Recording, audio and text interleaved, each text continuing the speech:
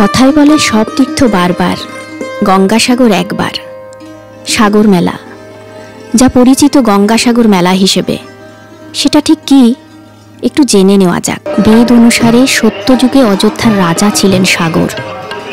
মনে করা হয় এই সাগর রাজা ত্রেতা যুগে ভগবান বিষ্ণুর সপ্তম অবতার শ্রীরামচন্দ্রের ত্রয়োদশ পূর্বপুরুষ ছিলেন। রাজা সাগর নিজের সাম্রাজ্য বিস্তার করার জন্য ৯৯ বার অশ্বমেধ যজ্ঞ করেছিলেন। আরও একবার অর্থাৎ ১০০তম অশ্বমেধের যজ্ঞ তিনি শুরু করেন। এদিকে ১০০তম অশ্বমেধ যজ্ঞ শুরু করতেই রুষ্ট এবং ভীত হন দেবরাজ ইন্দ্র। এর আগে একমাত্র দেবরাজ ইন্দ্রই ১০০ বার অশ্বমেধের যজ্ঞ করেছিলেন। একজন মানুষ হয়ে সেই সাহস দেখানোই রুষ্ট হন দেবরাজ। অথচ যজ্ঞ সরাসরি থামানোর কোনো উপায় নেই তার কাছে। তাই উপায় না দেখে যজ্ঞ ভণ্ডুল করতে ছলের আশ্রয় নিলেন দেবরাজ। ইন্দ্রদেব সেই যজ্ঞের ঘোড়া চুরি করে কপিল মুনির আশ্রমে রেখে লুকিয়ে দিলেন।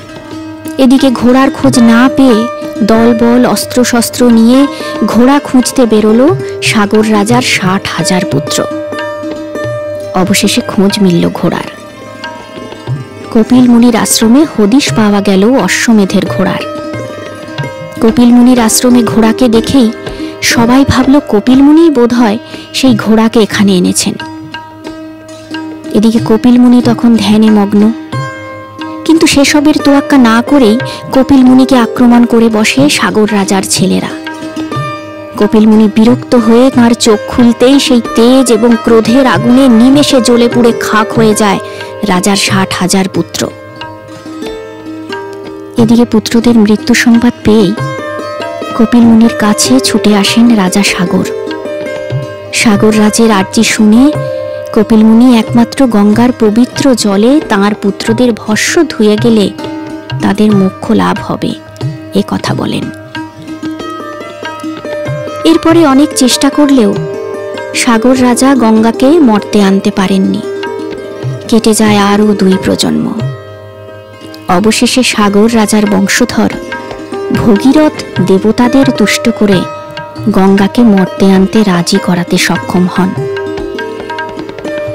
দেবী গঙ্গার পুণ্য জলের স্পর্শ পেয়েই পাপমুক্ত হয় ৬০,০০০ পুত্রের। ২ প্রজন্ম ধরে আটকে থাকা পুত্ররা মোক্ষ লাভ করেন। সেই থেকেই কথিত কপিল মুনির আশ্রমের সামনে মকর সংক্রান্তির দিনে গঙ্গা স্নান করলে মানুষ মোক্ষ লাভ করে।